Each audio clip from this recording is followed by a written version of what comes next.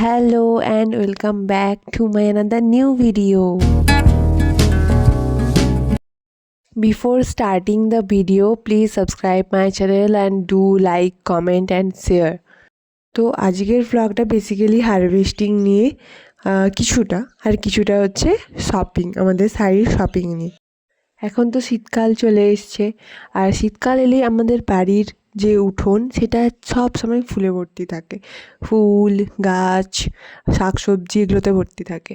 তো আজ থেকে শুরু গাছ লাগানো, এরপরে আস্তে আস্তে গাছ বড় হবে, সেগুলোর ভিডিও পরে দেবো।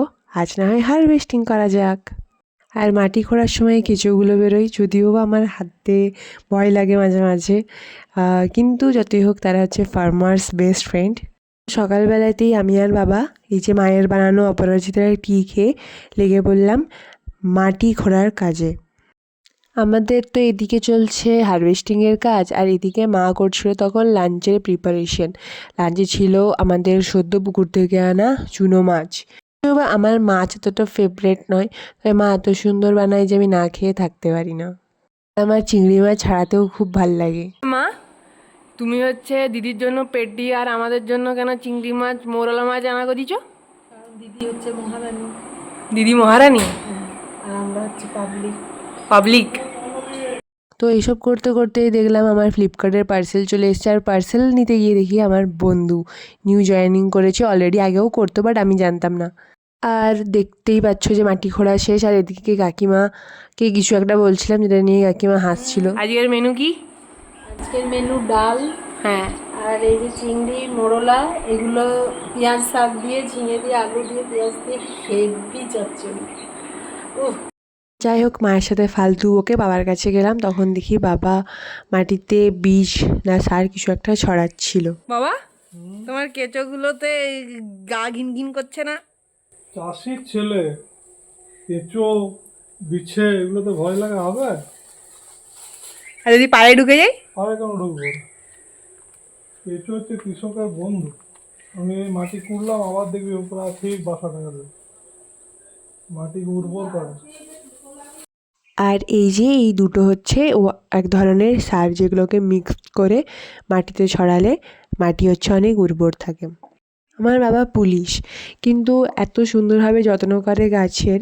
আর কিছুদিন পরে আমি হয়তো ভিডিওতে তোমাদের সবাইকে দেখাবো, যখন গাছগুলো হয়, যখন চারিদিকে ফুলটা থাকে, তখন মনে এত শান্তি লাগে দেখে।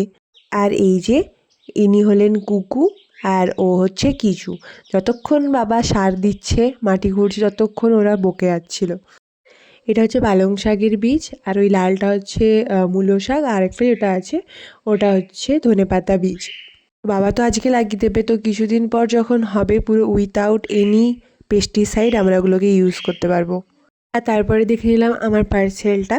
তো কিছুদিন আগে একটা ম্যাট লিপস্টিক অর্ডার করেছিলাম, তো ওটাই এসেছিলো। তো ওটা দেখলাম, দেখার পরে টিফিন করে নিলাম। তো টিফিনে ছিল চপ, ডাল আর পেঁয়াজ। টিফিন করার পর বাবা অলরেডি মাটি রেডি করেই রেখেছিল। আফটার লাঞ্চ এখন মোটামুটি 4টা সাড়ে 4টা বাজে। তো আমি, মা আর বাবা শুরু করলাম গাছ লাগানো। তো বাবা তো অনেক চারা এনেছে, এই যে দেখতে পাচ্ছ সামনেই গাঁদা, ইনকা গাঁদা এগুলো। আর শীতকালীন যে যে ফুল হয় সব লাগানো হয়ে গেছে মোটামুটি। অ্যাকচুয়ালি আমাদের বাড়ির সবাই গাছ খুব ভালোবাসে। যখন আমরা পুলিশ লাইন কোয়ার্টারে থাকতাম, তখন তো এতটুকু জায়গা ছিল, তো সেখানেও আমরা গাছ লাগাতাম। কিন্তু প্রবলেম হতো এটাই যে ভালো করে রোদ ঢুকতো না, তাই গাছগুলো মারা যেত। তো এখানে তো রোদ জলের কোনো সমস্যা নেই, তাই মোটামুটি সারা বছর আমাদের বাড়ির উঠোন সবুজ হয়ে থাকে।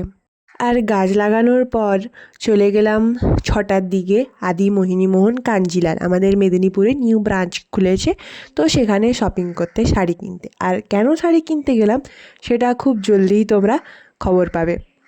তো সেখানে তো শাড়ি খুব ভালো ভালো ছিল, বাট রেঞ্জ এত ছিল যে বাজেটের বাইরে চলে যাচ্ছিলো। বাট স্টিল আমরা কটা শাড়ি, অনেকগুলো, প্রায় 4-5টা মতো শাড়ি কিনে তারপরে তারই বাইরে চা খেয়ে তারপরে বাড়ি ফিরলাম।